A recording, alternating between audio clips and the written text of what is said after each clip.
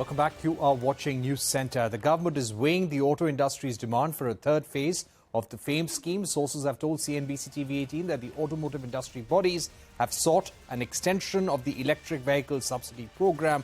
The FAME 2 scheme, with an outlay of 10,000 crore rupees, is set to end by March 2024.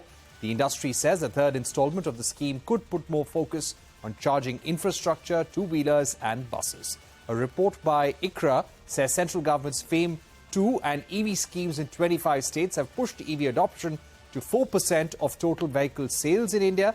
ICRA expects India's electric two- and three-wheeler adoption to rise to 30% and 40% respectively by 2030. For cars, the report expects adoption to increase from 1% currently to 15% by 2030.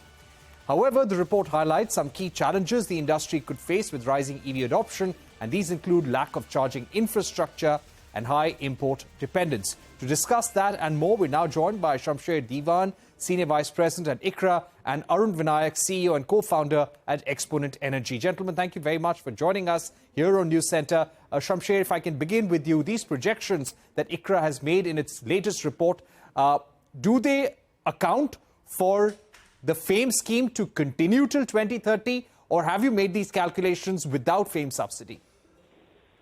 Yeah, hi, Parikshit. Thanks for having me on this call.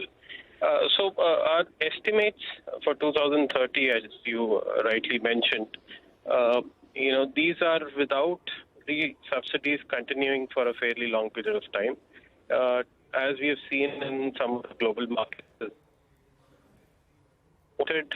the industry, the EV industry, with demand incentive for a period of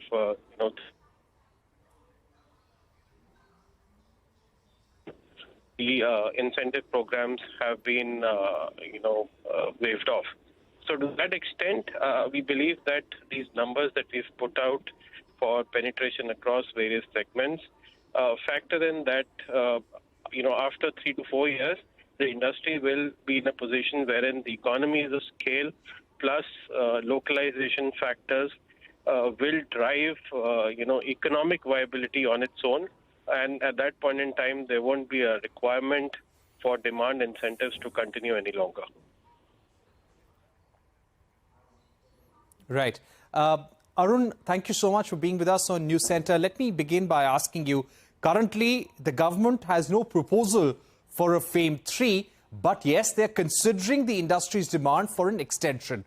And the thinking is that maybe the two-wheelers, charging infrastructure, and even buses need that subsidy push for a few more years. When it comes to charging infrastructure, the electric vehicle ecosystem, so to say, what is the kind of push that we continue to need from the government, and till when, according to you, Arun? Thanks, Parikshit, for having me here. The first two waves of incentives has been around demand on the vehicle side, also on the supply on the vehicle side. The demand-linked FAME incentive and the production-linked incentives that have both helped sort of churn out a lot more demand and supply for vehicles. As that's sort of been successful, we need to appropriately start incentivizing charging stations to serve and also not end up becoming a bottleneck for the projections that we're all looking at for EVs, right? And I think when we look at incentives for charging stations, I think we should take a similar approach like we have for vehicles. Not every vehicle is eligible for FAME. There is a localization need, and there's also a performance and quality need that needs to be met before you are actually eligible for FAME. Similarly, not every charging station deserves subsidy. You can't just set up a smart plug point and say, hey, I now want subsidy from the government. So that we need to ensure that the charging stations that are being incentivized are actually doing more good than harm. They're delivering reliability and safety, and they're able to cater to segments that really need public charging. If you look at a large part of vehicles in India, we all park on the road. So there's no point trying to incentivize premium charging stations for the premium vehicles. We need to be looking at how are we incentivizing both vehicles and charging for more price-sensitive markets. Like commercial vehicles, for example, they're all vehicles that park on the road. They definitely need public charging. Home charging is not an option for them. So I think those are the factors that need to be sort of thought through. Even in buses today, private buses don't get fame. So I think both from a vehicle and charging side, we should be looking at buses as well. Right. When it comes to the global example, Shamsher, what has been the subsidy story? Have countries started tapering down the subsidies? And once you taper down the subsidies, as per the global example, do you see a drop in adoption, a drop in sales as well? The reason why we're asking you this question is because monitoring of the FAME scheme and the incentive disbursements has been an issue. There has been a big investigation into the FAME scheme here in India, and that investigation still continues as well. So what has been the global example that India must emulate? I think that's a very interesting question. And if you look at what's happening globally, and you look at some of the main global automotive markets like China, Europe, and US, particularly in China, the government, after a period of very long period, they've started tapering down on the overall benefits that are available to the EV sector. And just to share some numbers with you, till 2020, the overall EV penetration, by EV here I mean all kinds of technologies put together, including plug-in hybrids and strong hybrids. The overall penetration in China was close to about 6%. And with the overall incentive program, it touched 13% in 21. And by 2022, I think that number was between 25 to 26%. Now, at the end of 2022 and beginning from 23 onwards, the government there actually, started tapering off a significant part of the incentive program which was available, but certain, schemes still continued. But despite that, what has happened is that, the penetration of electric vehicles has continued to rise. And, if you look at the numbers, I think that's reaching upwards of 35% now in the first half of this calendar year. So two things are happening there. On one side, I think the industry has reached a tipping point where, the vehicles are making economic sense on their own without much incentive program. And that is possible because of the fact that, in China, the entire ecosystem has come into picture, wherein they are not just manufacturing most of the, components that go into electric vehicles, but today China is the largest manufacturer of EV battery cells as well. And within that also, they have gone for complete backward integration into refining and processing of materials that go in. So to that extent, I think they've been able to achieve a cost structure which is making vehicles, affordable on their own. And at the same time, they have also now mandated OEMs to, in certain cities to have certain percentage of vehicles which are electric. So it's a combination of all those factors. And likewise in many of the European markets as well. I think the point where subsidies were no longer required, the EV penetration continues to increase. Right. So those are important points. You need to create an entire ecosystem to maintain a low cost of ownership.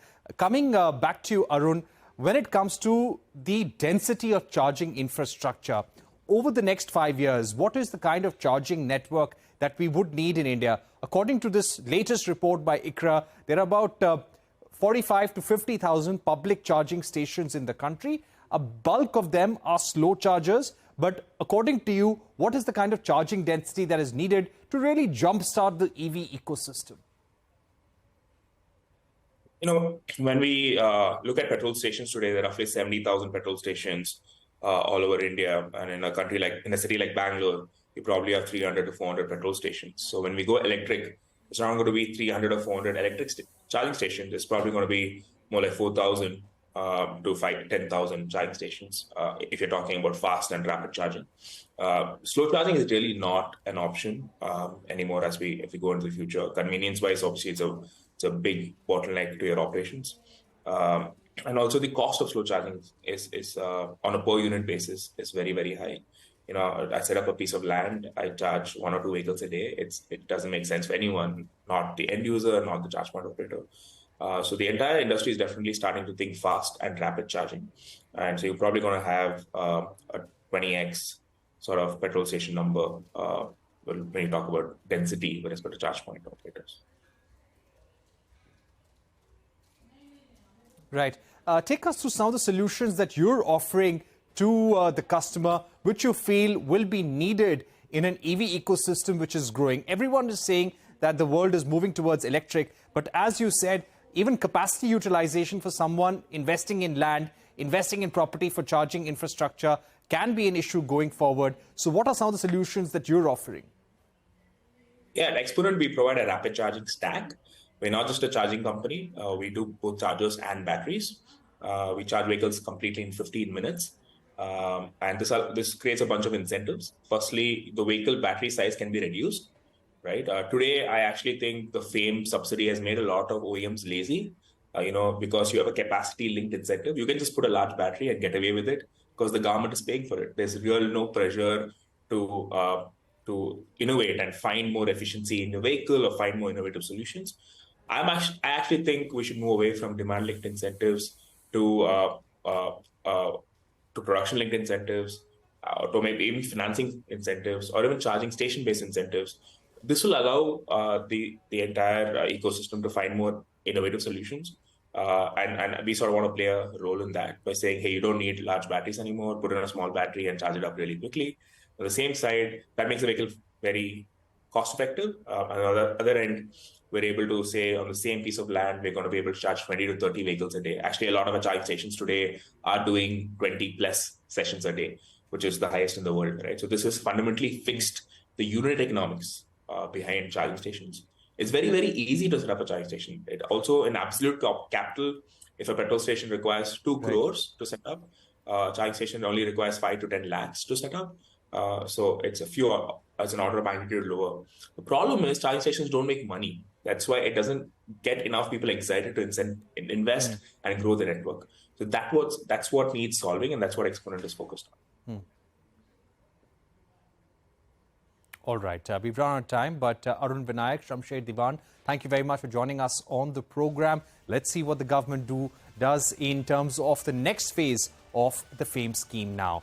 That's all we have time for here on Newscentre. Thank you for watching. Goodbye.